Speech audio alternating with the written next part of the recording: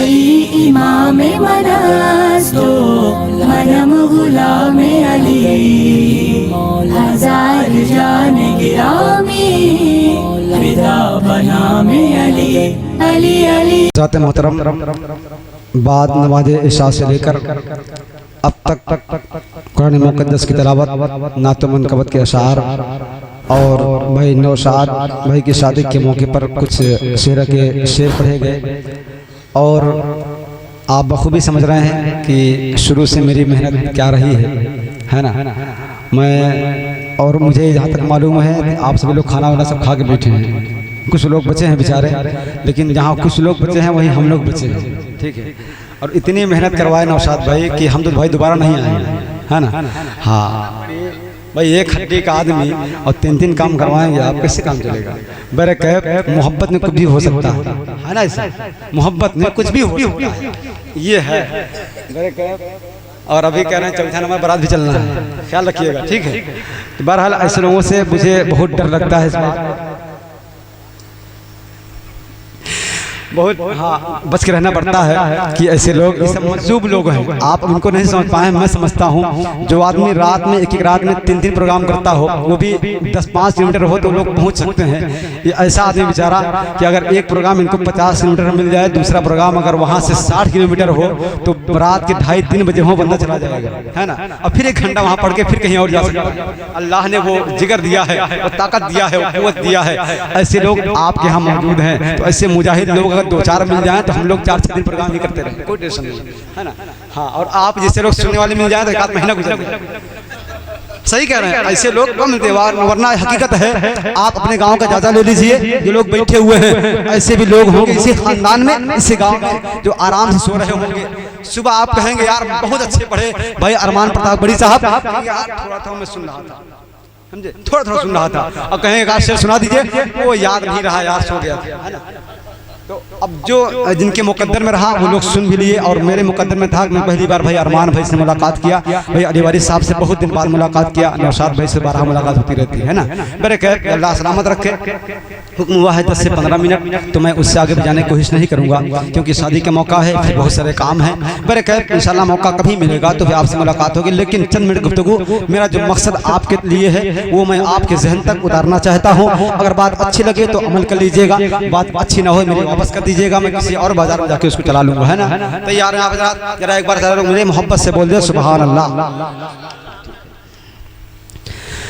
अल्हम्दुलिल्लाहि रब्बिल आलमीन वल आक़िबतु लिल मुत्तक़ीन वस्सलातु वस्सलामु अला सय्यिदिल अंबिया'i वल मुरसलीन वल्हम्दुलिल्लाहि रब्बिल आलमीन। अम्मा बाद फ़अऊज़ु बिल्लाहि मिनश शैतानिर रजीम। बिस्मिल्लाहिर रहमानिर रहीम। इन्नद्दीन इंदल्लाहिल इस्लाम। सदक़ल्लाहुल अज़ीम व सदक़ रसूलुहुन नबियुल करीम व नहनु अला ज़ालिका लमिनश शाहिदीन वश्शाकिरीन वल्हम्दुलिल्लाहि रब्बिल आलमीन।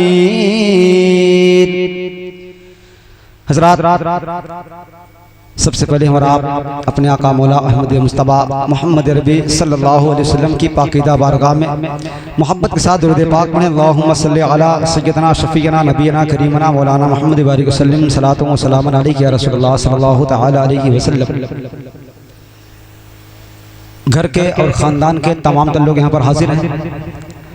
भैया चाय वाले थोड़ी देर अगर आप बर्दाश्त कर सकें, यहाँ तक आइए तो ठीक है, यहाँ उधर ना जाइएगा, थोड़ी देर बर्दाश्त करिए, क्योंकि मालूम है थोड़ा सा बता रहे उसकी वजह क्या है। 2014 में एक आदमी आया, समझे, लोगों ने कहा कि चाय बेचने वाला था, और 14 के बाद ऐसा तबाह किया कि केस चल रहा है, जाने का नाम नहीं ले रहा है। एक चाय वाला हुआ तो केस आ रहा है, पूरी हिंदुस्तान में तबाही है। कोरोना आया, GST क्या क्या आया ना, एक चाय वाला, दूसरा आया तो क्या होगा। थोड़ा सा डर है, बर्दाश्त कर लें 10-5 मिनट, उसके बाद इंशाल्लाह फिर ठीक है। मेरे करीब घर खानदान के तमाम लोग हाजिर हैं और बड़ी बात यह है कि शादी का मौका है। भाई नौशाद आलम साहब किबला, एक बात आपको बता दें कि यह हकीकत है, मज़हब इस्लाम अल्लाह का शुक्र और एहसान है कि अल्लाह ने और आपको एक ऐसा मज़हब अता किया है, ऐसा दीन अता किया है जिस मज़हब का न कोई जवाब था, न कोई जवाब है, न जवाब क़यामत तक कोई ना पाएगा। जिस इस्लाम को हम मानते हैं, उस इस्लाम के पीछे कल भी लोग पड़े थे, आज भी लोग पड़े हैं, क़यामत तक लोग पड़े रहेंगे। लेकिन इस्लाम को, ना इस्लाम के मानने वालों का न कुछ कल बिगड़ा था, न आज बिगड़ा है, न क़यामत तक बिगड़ेगा। उसकी वजह यह है कि इस इस्लाम मज़हब इस्लाम को जो हम मानते हैं, ये किसी और का दिन नहीं है, बल्कि परवरदिगार आलम जिस दिन को पसंद करता है, खुद कुरान मुक़द्दस में अपनी अजीम किताब में अल्लाह ने ऐलान किया, इन्ना दीना इंदल्लाहिल इस्लाम, बेशक अल्लाह के नजदीक कोई दीन है, कोई पसंदीदा दीन इस्लाम कोई पसंद किया गया है, कोई मज़हब पसंद किया गया है, वो कोई और नहीं है बल्कि मज़हब इस्लाम। इस बात को आप समझे, वो क्या है? मज़हब इस्लाम है। अब इसी मज़हब इस्लाम के तमाम तर कवानीन मौजूद हैं, लेकिन उसी मज़हब इस्लाम में शादी तो हम भी करते हैं, शादी और भी लोग करते हैं, शादी यहूदी भी करते हैं, नसारा भी करते हैं, शादी गैर मुस्लिम भी करते हैं और हम भी करते हैं, सब शादी करते हैं।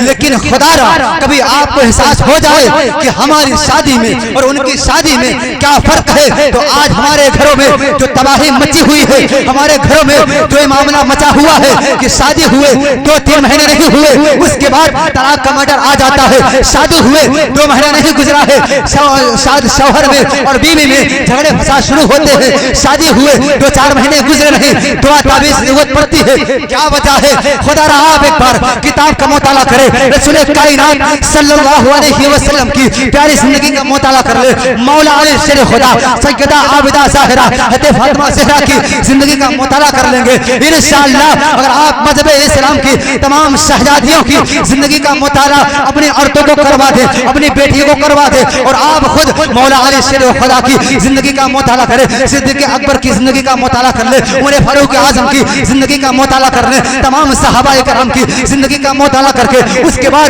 अपनी जिंदगी को गुजारना शुरू करें, इंशाअल्लाह कुछ दिन गुजरेगा आपकी जिंदगी में ऐसा इनकलाब पैदा होगा, ना तो घर में झगड़ा होगा, ना तो घर में लड़ाई होगी, ना कोई फसाद होगा, बल्कि इंशाअल्लाह घर में खुशहाली ही खुशहाली नजर आएगी। लेकिन उसके लिए शर्त क्या है? शर्त यह है कि शादी की शुरुआत हम मज़हब इस्लाम के तरीके से, शादी करने का आगाज हम कहां से करें? हम कुरान की तिलावत से करें। और आप रिश्ता ढूंढने जाते हैं किसी बेटे का या बेटी का, तो हर बेटा हर बाप ये चाहता है कि मेरे बेटे की जो बहू आने वाली है चांद जैसी बेटी आए, लेकिन वो बाप भी जानता है कि मेरे बेटी को जो मिलने वाला शौहर हो वो भी सूरत से कम ना होने वाला हो, वो भी चाहता है, आप भी चाहते हैं। अब ये बताएं कि चाहत तो दोनों तरफ से हो रही है, वो चाहता है कि मेरा जो दामाद होने वाला है वो सूरज जैसे चमकता नजर आए, और आप ये चाहते हैं आने वाली जो बेटी है वो चांद जैसे चमकती नजर आए। तो आप ये बताएं, आप चांद और सूरज के तकाबुल तो कर रहे हैं, लेकिन ये बताएं क्या क्या आप अपने बेटे को कभी ऐसी कोई जिंदगी में ऐसी बात भी बता दिए कि जिसकी बुनियाद पर आने वाला जो बेटा पैदा होगा, शादी के बाद जो औलाद पैदा होगी, क्या वो भी तारों के तरीके से चमकते नजर आएंगे? तारों के तरीके से क्या वो भी चमकते नजर आएंगे? आपने कभी सोचा?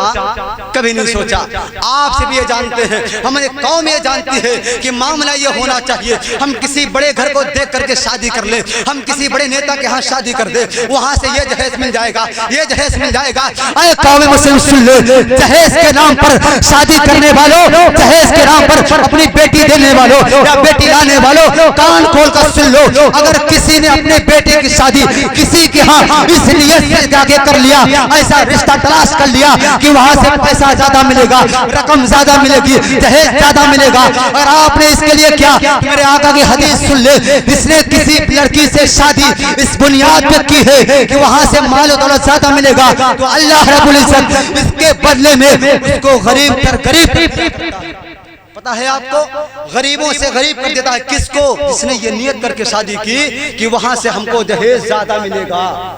उसके बाद और आगे बातें हैं, लेकिन मैं सबसे पहले इस बात पर आपको हमारा बात पेश करता हूं कि शादी के मौके पर हसीन प्रोग्राम कराना ये सबकी बस की बात नहीं। और इंशाअल्लाह कल अगर जो लोग रुकेंगे या रहेंगे, मुझे उम्मीद भी है जो सेहरा यहाँ आज पढ़ा गया है, यही सेहरा अगर कल जब ये सेहरा बंधने के बाद पढ़ा जाएगा तो कुछ अलग रौनक नजर आएगी। सही बात है। सेहरा जलब जा रहा है, लफ्ज सेहरा जलब जा रहा है। इंशाअल्लाह जब सेहरा बंधे फिर पढ़ा जाए तो क्या मामला होगा। मैं 2-3 से दुआया कलिमात पेश कर रहा हूँ, क्या आप समाअत करेंगे? तैयार हैं? कोई तकलीफ नहीं है? अगर नहीं है तो मोहब्बत से आप कह दे सुभान अल्लाह। दुरूद शरीफ पढ़ें। अल्लाहुम्मा सल्ली अला सय्यदना शफीना नबीना करीमना मौलाना मुहम्मद बारिक वसल्लम सलातु व सलामन अलैका या रसूलुल्लाह सल्लल्लाहु तआला अलैहि वसल्लम। देखिए मैं 2-3 शेर से कोई मकसद और नहीं, बस इसलिए दुआ कि ऐसे वक्तों में दुआया कलिमात जरूरी होते हैं, पेश किए जाएं। आप इसको सुने, सुभान अल्लाह भी कहें और आमीन भी, खुश भी हों। ठीक है। अता कर ऐ खुदा सदका,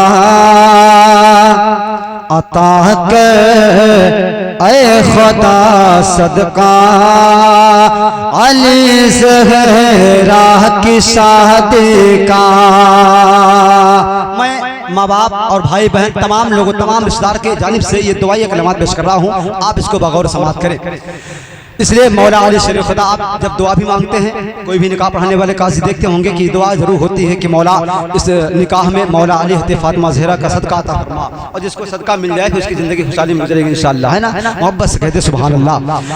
अता कर ऐ खुदा सदका, अली ज़हरा की शादी का।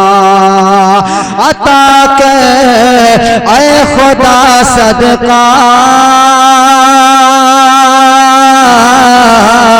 अता कर ऐ खुदा सदका, अली ज़हरा की शादी का।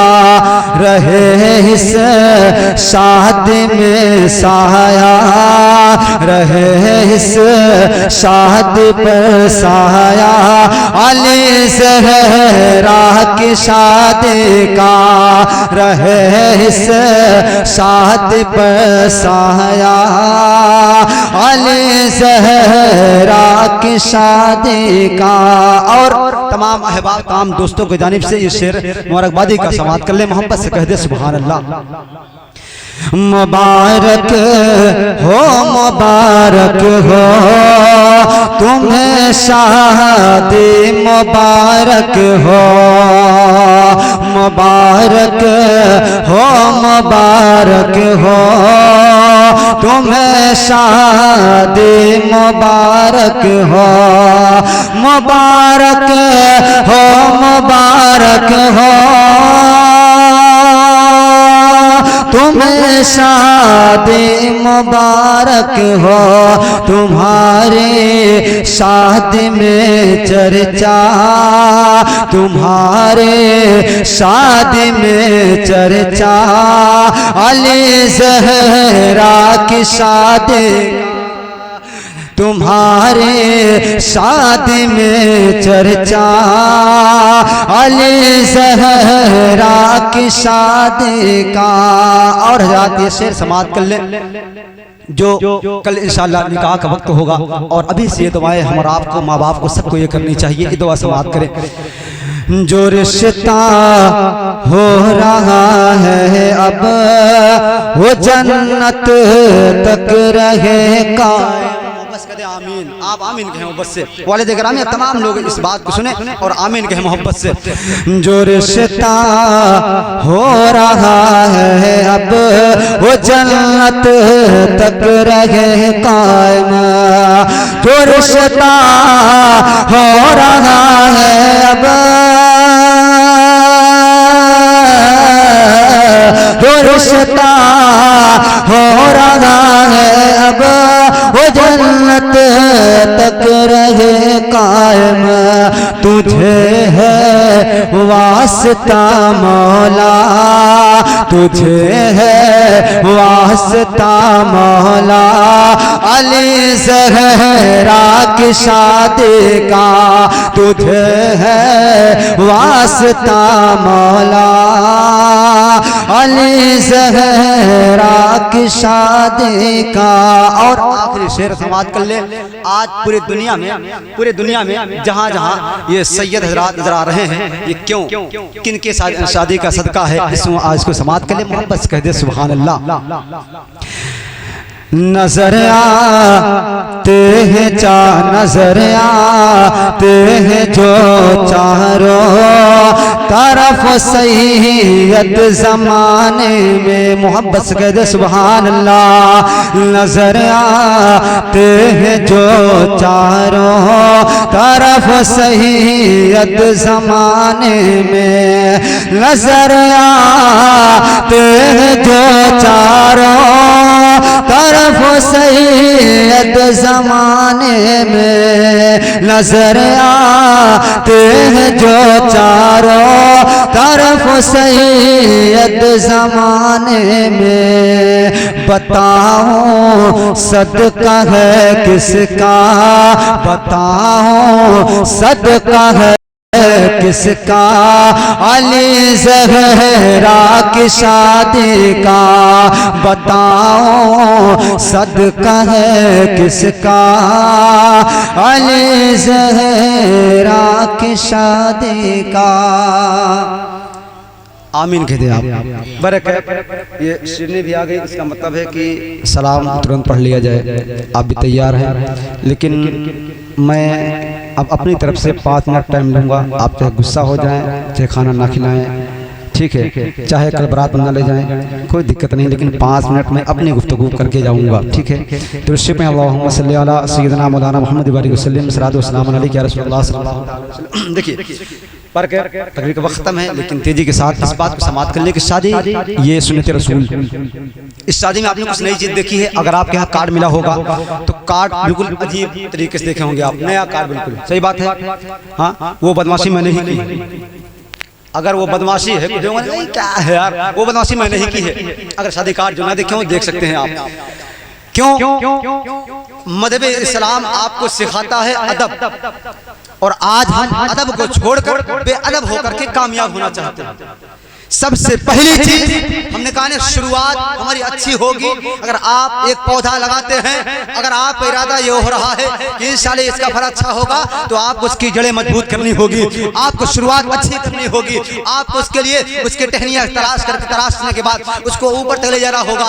लेकिन ऐसे ही शादी का मौका है, मेरे आका फरमाते हैं अन-निकाहु मिन सुन्नती वमन रगिबा अन सुन्नती फलैसा मिन्नी। यानी आप ये हदीस पाक अक्सर कार्ड भी लिखवाते हैं, अक्सर कार्ड पर आप कहीं भी छपवाएंगे लिखा होता है अन-निकाहु मिन सुन्नती वमन रगिबा अन सुन्नती फलैसा मिन्नी। यानी ये क्या होता है?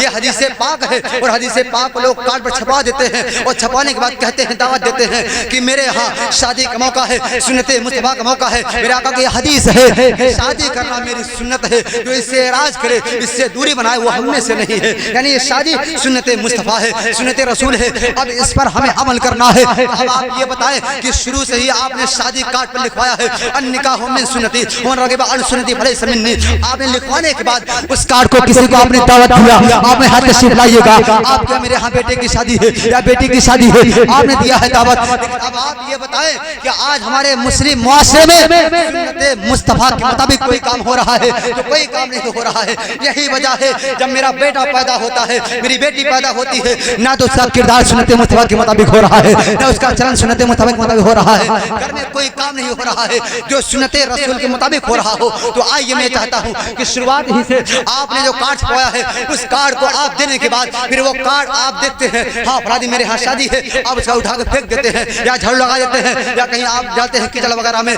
बताएं उस कार्ड की कीमत 10 रुपए है, 12 रुपए है, आप फेंक देते हैं। लेकिन जो कार्ड नौशाद भाई ने छपाया अपनी शादी में, आप ये बताएं क्या किसी मुसलमान को हाथ में कार्ड दिया जाएगा? क्या उसका ये दिल करेगा इस कार्ड को फेंक दिया जाए? क्यों नहीं करेगा? क्यों नहीं करेगा? उसकी वजह यह है उसमें शुरू ही में हमने लिखा है निकाह के आदाब। क्या है निकाह के आदाब। उसके बाद दूसरा सफा आप आएगा, उसमें पूरी किताब है हज़रत सिद्दीक़ अकबर रज़ी अल्लाह तआला अन्हु की जिंदगी के ताल्लुक से ऐसे बहुत सारी किताबें मेरे पास मौजूद हैं। मैंने उसको काम किया कि एक किताब नुमा उसी पैसे में 8-10 रुपए के अंदर एक किताब हो जाए।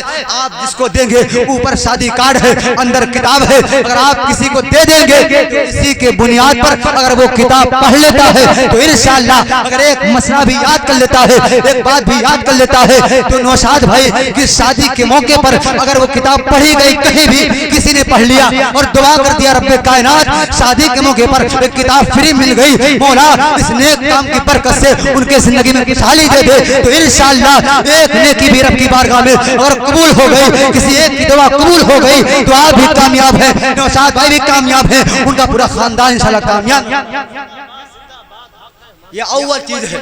दूसरी चीज सुन्नत मुस्तफा के मुताबिक हम कहते हैं कि यार हम तो नबी की शान में खूब मस्त रहते हैं, हम सुन्नत मुस्तफा के मुताबिक काम कर रहे हैं। आइए आइए मैं कुछ और न बता करके एक हदीस से पाक बता करके सलात व सलाम पढ़ लिया जाए, इंशाल्लाह फिर मौका मिलेगा तो बात होगी। आइए हमारे घरों में 7 दिन पहले या 5 दिन पहले अख्तर लगाया जाता है दूल्हे को। चलिए ठीक है, अगर आप हल्दी वगैरह लगाते हैं एक अलग मामला है, लेकिन कान खोल कर सुन ले, मर्द के लिए जो आज रस्मो रिवाज बनाया गया है, लोग कहते हैं हमारे बाप दादा ने किया है, हम बेटे को पैर में हाथ में मेहंदी लगाएंगे, तो कान खोलकर सुन ले, आपके बाप ने किया है, दादा ने किया है, लड़का दादा ने किया है, और पीछे चले जाए आप बहुत गिनाएंगे, 10 पुस्तक गिना सकते हैं। उसके बाद जाएंगे तो सरकारे गैर नमाज तक पहुंचेंगे, और सरकारे गैर नमाज कभी कोई काम ऐसा नहीं कहिए जो काम शरीयत मुस्तफा के मुताबिक हो, नबी के सुन्नत के मुताबिक हो। शादी के मौके पर मर्द हजरात को जो लगाते हैं आप, ये मेहंदी लगाते हैं, ये मेहंदी लगाना हराम है, सब बार हराम है।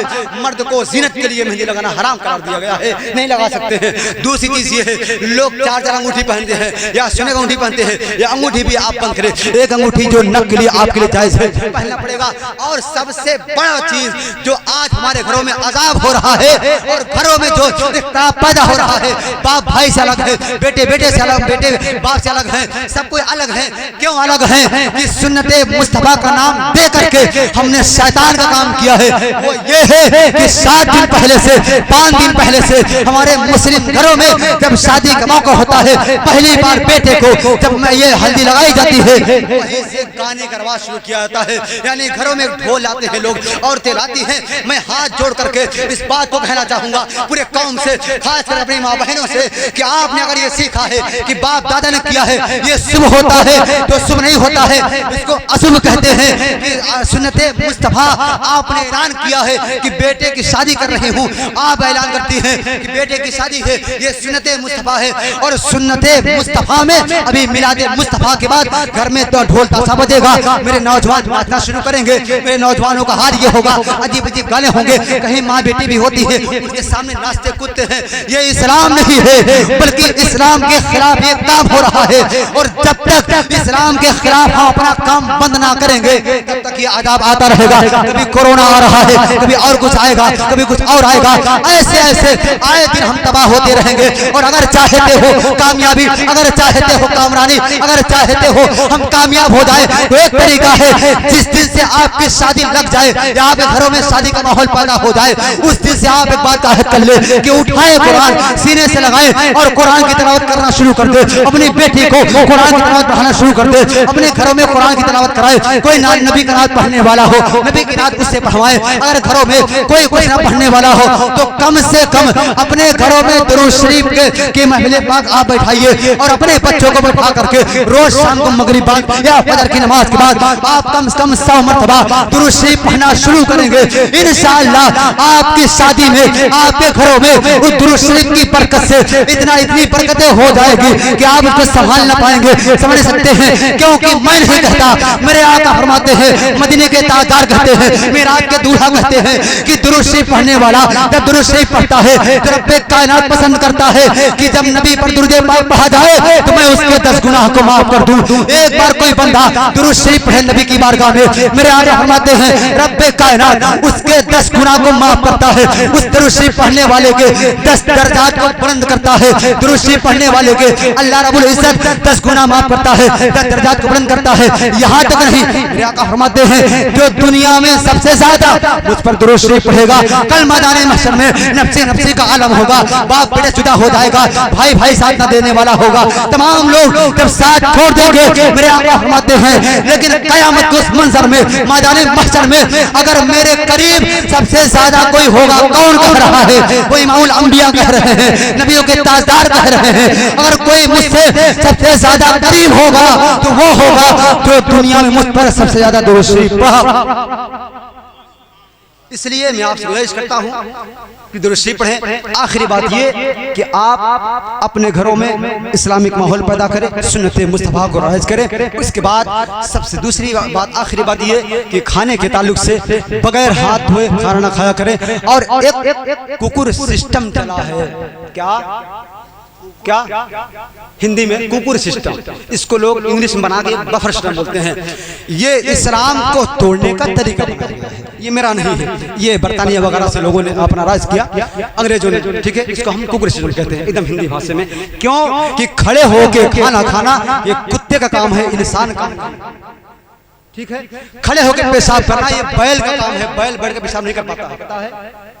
बैल बैठकर पेशाब नहीं कर पाता है। खड़े होकर के पानी पीना ये कुत्तों का काम है, ये मुसलमान काम नहीं। एकदम सीधी सी बात बता रहा हूँ आपको।